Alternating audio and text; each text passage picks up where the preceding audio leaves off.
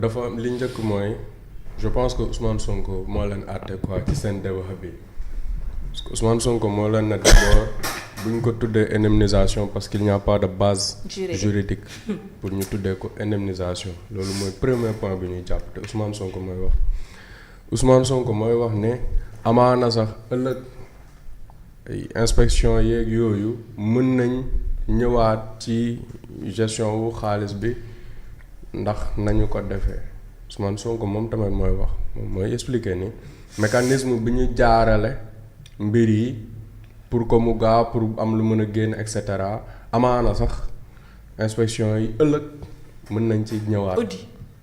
est-ce qu'on est d'accord. loolu ba tey Ousmane Sonko mooy wax. moo ko wax waaw Ousmane Sonko. bi wax ci loolu jotee dañ ko indilu siège mu toog mu bàyyi may mun a jëy mu wax ci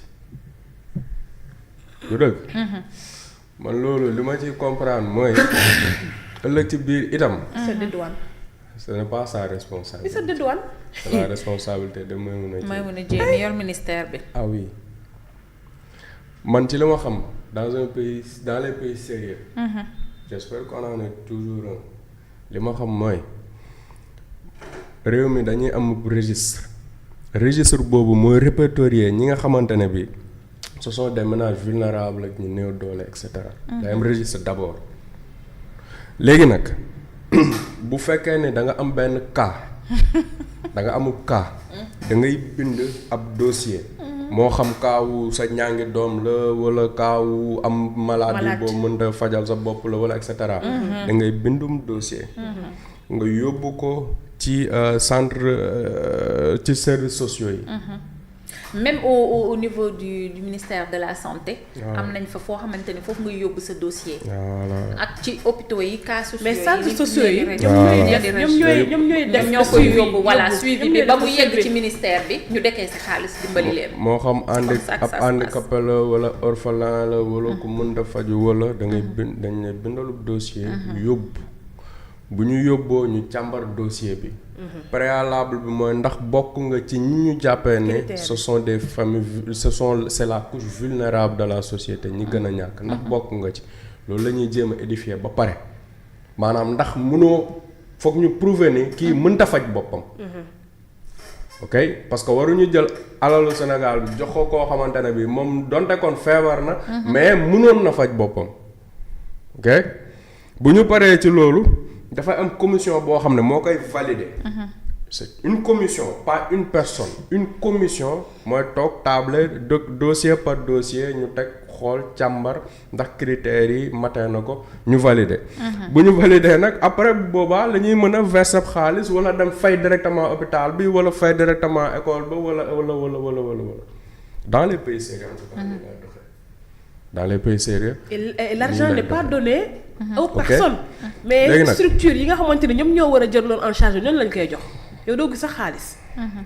léegi nag lii xew dafa cocher les cases de li nga xamante ne bi en tout cas ci école administration yi moom la ñuy jàngal di ko woowee détournement d'objectif.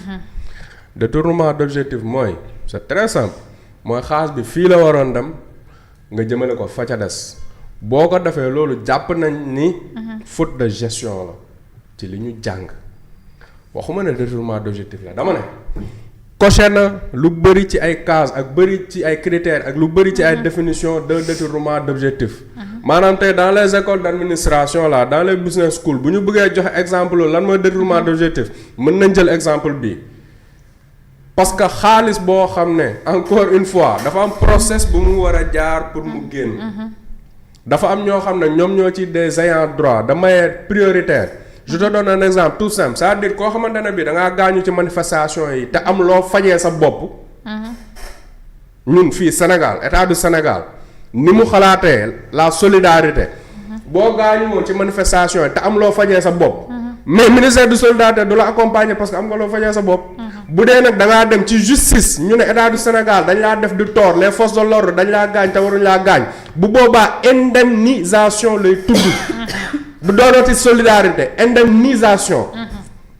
solidarité ñu ngi koy jëmale ci koo xam ne loxoom jotul ginnaawam. solidarité ñu ngay jëmale ci koo xam ne mënta faj boppam. ci kooku la ñuy jëmale solidarité nekkatuñu sax ci lan moo ko déedéet dañuy xool xam ne kii mënta faj boppam ministère boobu loolu moo ko tax a jóg ab ndimbal la. léegi nag ki nga xam ne bii jàpp nañ ne ab martyr la ab victime la dañ koo tooñ Fosolo dañ koo tooñ Macky Sall daf koo tooñ whatever kooku yoon moom moo naan nañ ko indemniser à hauteur de nangam. faut que ce soit clair. très clair. maanaam lii am. xolal yéegal wàccal wala li Abdou Karim Xrum Xax ko doon wax na taxaw na tëdd na kii noo ko mën di def du yoon. noo ko mën di def du yoon. te boo déggee ni ci Ousmane Sonko waxee. moom si boppam. xam na ne du yoon xam na ne du yoon. xam na ne suba en fait le message c'était le message c'était yéen kat da ngeen ñu mere ndax nee ngeen da ngeen xeex ci xeex bi. te tey dafa mel ni dañ leen fàtte wala am na ñoo xam ne ñu ngi feeku am na ñoo xamante ne bii te ñun da ngeen ñu fàtte. te yéen a ngi ci jàmm et cetera et cetera c'était ça le discours des martyrs mooy seen ndaje yi ñu doon amal la ba am fa ay coow ba ñu xaaj ñaar. ba pistolet génn fa. c'est bien de le rappeler dégg nga. léegi nag ñooñu comme que commencé nañ organiser benn fronde affaire bi di gargouiller ñu commencé mer ñu commencé et cetera. il fallait les calmer. léegi ci logique gu calmer leen boobu ci logique gu fàttewuñu leen boobu ci logique gu ñu ngi ci yéen ñu fàttewuñu leen bi léegi. il fallait le message c'était gis ngeen ñu ngi def sax loo xam ne waruñ koo def. tellement nous tenons à vous. xaw ma nag comprendre nga bu baax. bien sûr am na loo xamante ni def nañ ko sax te waruñu ko woon def juste pour que yéen ngeen am. amul benn base bu légal. comprendre nga bu baax lui-même il l'a dit. en fait foofu Maimouna Dièye mi ngi wax prendre tout en compte statut ministre. parce que militante la fa demee. prendre tout en compte l'État l'administration les bonnes pratiques en termes de gestion jubal jubbanti déedéet moom dafa am une grande frange du parti ñoo xam ne dañoo jàpp ni problème bi moom la. 5 milliards yi génn na ñëpp jotewuñ ci moom la moom moo war a séddale donc problème bi c'est à son niveau elle était venue pour se dédouaner. et s'expliquer aussi. xam nga ki la naa ci biir discours am man yaay laa am naa juróomi bant man sama xolu yaay est-ce que dina ma permettre nangam ki la naan man damay tëju sama bureau sax di jooy ndax ci yenn kaay xam nga kooku ce n'est pas une posture de ministre de la République. kooku waxul en tant que ministre de la République. kooku dafay wax en tant que nga xamante ne bii dafa bëgg a jël ñi mu jàkkaarloo son public daf leen bëgg prendre par les sentiments. man yaay Fall laa yaay Fall Ousmane Sonko laa lu ko war a dal na ma dal et cetera. kooku ce n'est pas une posture de ministre de la de ministre de la République. te comme ni ma ko fi waxee démb rek. boo demoon tey ci médecin mu xool sa cas bi émouvoir ko ba muy jooy mais mën ngaa tiit yow. bu fekkee ne yow lépp luy solidarité ci réew mi yow lañ ko dénk ngay gis ay cas di jooy mais dañu war a tiit ñun. parce que Sénégal un pays pauvre très endetté ak ni ñu mais sëñ bi fii chaque jour di nga gis lu la yem. mais on n'attend pas de toi nga ñuy expliquer ne da nga tëju sa bureau di jooy li ñu bëgg a dégg mooy da nga tëju sa bureau di liggéey. léegi nag liggéey boobu noonu après il faut aussi se poser la question à savoir yow kan ngay liggéeyal. Ousmane Sonko ngay liggéeyal. Pastef ngay liggéeyal wala état du Sénégal wala président Diomaye Faye ngay liggéeyal ça aussi ce sont des questions à se poser quoi parce que yow ñu ngi fiy waxu ay milliards yu waroon dem Bakel. waa Bakel na àggut mbaadu foofu la jëlee xaalis daal di koy séddale waa partem bi. mais ce sont des questions qu'on peut se poser légitimement. waa Bakel nee nañ ñoom jotuñu xaalis moom nee na da leen ko doon yónnee par transfert d'argent je ne sais même pas dans quel monde yaa ngi koy dégg keroog mi ngi préciser ne par chèque xaalisu matière mi ngi préciser ne par chèque lañ leen ko joxe wala waxul loolu. nee na par chèque la leen ko joxe loolu c'est pour montrer qu'il y a une traçabilité que c'est sérieux que l'administration c'est écrit et cetera waa léegi lan moo tax matière yi ñu war leen jox par chèque. waa Bakel ñu war leen yónnee transfert d'argent. bonne pratique pour bonne pratique. respect des procédures pour respect des procédures. administration la. mais saa waay boo fayee kii chèque pour am traçabilité pour wane ne li ngay def leer na naññ lëntul mais beneen citoyen sénégalais bi moom boo ko waree jox moom doo ko jox sax transfert d'argent ngay wax ni moom nga ko jox. loolu tamit mënuñ ci taxaw quoi jàng ci. gis nga keroog ndaje boobu c'est comme je l'ai dit hier et puis man je réaffirme mes propos. Yoro Dia du docteur la du. voilà docteur Yoro Dia laa seetaan plusieurs fois mu naan loolu seen blague seen boutade seen boutade. Ousmane Sonko fait de la concurrence déloyale à Saner. xam nga c'est marrant. mais quand tu regardes les faits là waxu 1000 milliards yi ci compte nit Thiès la ko waxee woon dëkku Saner sa dëkk yow Fatima. keroog fi nga xamante ne moom lañ doon wax foofu nu mu tudd. grand théâtre du bërëbu théâtre kaala à la base. non man je suis désolé mais pour man li fa am keroog. théâtre la quoi. non xoolal pour man c'est indécent nga woote ne dañuy daje pour sargal wala njukkeel wala rendre hommage ñoo xam ne dañoo ñàkk seen bakkan ñiy gaañu. mais nga transformer ko en meeting quoi. tàccu yooxu mais sëñ bi y a un minimum. tàcc pour ñi kontaan yuuxoo pour ñi mere. mais je veux dire yow da nga ñëw pour rendre hommage ñoo xamante ne dañoo génn àdduna. mais sëñ foofu tàcc wala tàccoo ak yuuxu xaju fa. foofu solennité de cérémonie bi waroon am début ba fin mais dañu am tàccoo ak yuuxu parce que yow man quel est le rapport entre les martyrs ak kenn mënu ma tere de présenter élection par rapport la am. maanaam Ousmane a fait de Ousmane mooy keroog ba muy dem assemblée vous voyez que les députés de l'opposition là ils ont bien fait de boycotter sa dernière venue à l'assemblée parce que tout le temps c'est la même chose Ousmane Sonko il trouve des prétextes pour faire des one man show quoi ñun nag suñu premier ministre dafa wekk boppam macha allah en fait il trouve tout le temps des occasions pour faire des one man show parce que one man show du lenn lu dul yow aujourd'hui on doit discuter de martyr mais tu parles de ton rapport avec le président Diomaye. Quel est le rapport avec le président Diomaye? Quel est le rapport? Tu parles de dinaa wër département yi communes yi wala xawma lan quel est le rapport ban rapport la am ak ay martyr mais c'est loolu leen dara logo bi nekk ci ginnaaw Ousmane Sonko lu ñu ci bind journée des martyrs et des victimes Ramadou yow communicante nga journée des martyrs et des victimes de quoi? Des événements. non duñ ko bind non xoolal non en communication man pour man kii. Fatima war a leer. non xoolal boo nee journée des martyrs et des victimes waa de quoi. une phrase inachevée boo nee journée mondiale da nga naan journée mondiale des femmes atteintes de cancer du col de l'utérus. commémoration. de nangam day kii de Thiaroye 44 1900. mais journée des martyrs et des victimes de quoi xoolal. 21-24. parce que boo ko defee. comme ñu sànq rek. affilié directement non xam nga mooy problème bi parce que li xamuñ nu mu tudd. xam nañ ko kay dañ koo occulter rek. dañ ko mën a tuddee génocide xam nga kat jël na fa exemple génocide Rwanda. génocide xam nga du génocide wax nañ Abdou Nguer dafa doon tuuti génocide bi fi amoon de. mënuñ ko tuddee génocide et pourtant Abdou Nguer moom génocide lañ ko bindal moom bi ñu waree désigner fait yi moom dañ ko ne da ngaa tuutalub génocide kon génocide dafay amoon kon ñii dañoo waroon bind génocide. lu rëy génocide.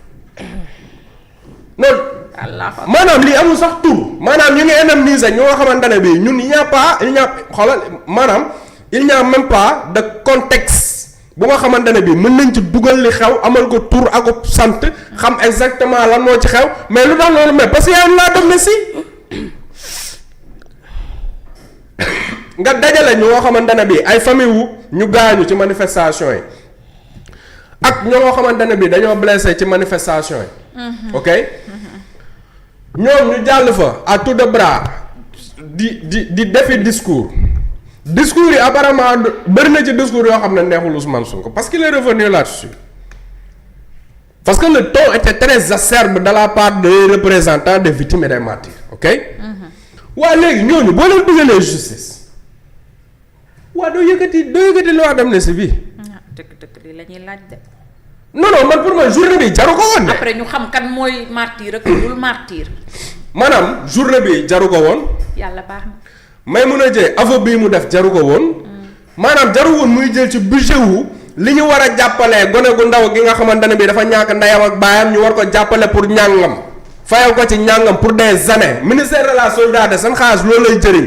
léegi nga dem jëli xaalis boobu noonu daal di ko dem joxe benn ponkalu magum jëmm benn Baba Ndiaye boo xam ne moom moo toog jël décision ne man kat yaa leader politique bi dañ koo bëgg faagaagal xam damut suite ba nee na damu fa nañ génn yëngal dëkk bi. et ils disent à tout le monde ay droit de résistance. waaw mais loolu c'est ta responsabilité. alors que amul suñu constitution. mais loolu c'est ta responsabilité à toi Baba Ndiaye yow yaa toog tu pouvais faire beaucoup de choses mënoon nga jël sa post Facebook bind ne kat ñun d'accord ñu ci lii kii mënoon nga ne sama yoon nekku si daal di takk ataaya mënoon nga dem vaquer à tes occupations dem liggéeyi mënoon nga dem jaamu ji yàlla mais defoo loolu da nga décider yow en âme et conscience da nga décider ni da ngay génn dem toj taal. léegi yow nee nga da ngay génn dem toj taal jàkkaarloo ay alkaati di sànni ay xeer mais ñoom waruñ la gaañ waaw luy loolu yow da ngay xeex nga ne waruñ la gaañ mais boo bañee ko la gaañ bul xeex. merci beaucoup. bëgg mettre à terre la république. boo bañee ko la gaañ bul xeex léegi nag ndax yow la république boobu ndax yow force de l'ordre yooyu ñoo la tooñ wala tooñuñu mais c'est simple. très bien merci Baba. dañuy dindi loi d'amnistie dañuy dindi ab loi d'amnistie yoon mën a def ci liggéeyam te ñu baaxal ma te ñu baaxal benn mbir ci laa terminé Ousmane Sonko ak nooliyam bi Bassirou Diomaye Faye ak nooliyam bi Abdou Nguer il a dit quelque chose qui m'a trop amusé hier nee na yow kii ne la kaa ñu dem ci sedd bi yow nga def yaramu neen moom mu def ngandu mbàjj mais nooliyam bi loolu la waaw yéen da ngeen jiite ay gone pour ngeen dem xeex benn xeex bi sax amaana du xeexu Sénégal xeex bi pour yow la yow la ñuy xeexal yow sa jëmm yow. après ñu la defoo dara. sa jëmm yow léegi xeex bi li fay xew yëpp xew fa après xeex bi jeex yow nga dem ci juge premier cabinet fexe ñu ne la ñu bindal la loo xam ne danaan yow moom xeex bi doo ci dara. responsable nekku ci. yow xeex bi doo ci dara waa léegi yow ndaw yi nga xam ne yow moomu lañ doon xeexal. ndaw yi nga xam ne yow moomu lañ doon xeexal ñoom pénalement juridiquement mais on peut intenter des procédures contre bu doon loi d'amnistie bi jóg na. maanaam suba bu loi d'amnistie bi jógee. ñu bëri ci ñoom ñoo xam ne ay caméras de surveillance jàpp na leen. le ministre de l'intérieur keroog caméra yu bëri yooyu noonu mu tiimoon mais jamono yooyu caméra yooyu ñu ngi doon fonctionner drone yi ñu ngi doon fonctionner. beneen bi ci topp moom mooy résultat balistique yépp mi ngi ci seen tiroir yi. donc ce qui veut dire que tey loi d'amnistie bi bu jógoon tak dina ci bëri ñoo xam ne tey encaissé nañ 500000 wala ñu ngi toog ci seen jàmm te yoon dina leen woo mais ki taxoon ñuy xeex ki ñu doon xeexal moom yoon du ko ci woo. ndax noonu la am merci Baba. maanaam ki doon wax gasa moo taal combat. la deuxième vague sera plus nangam plus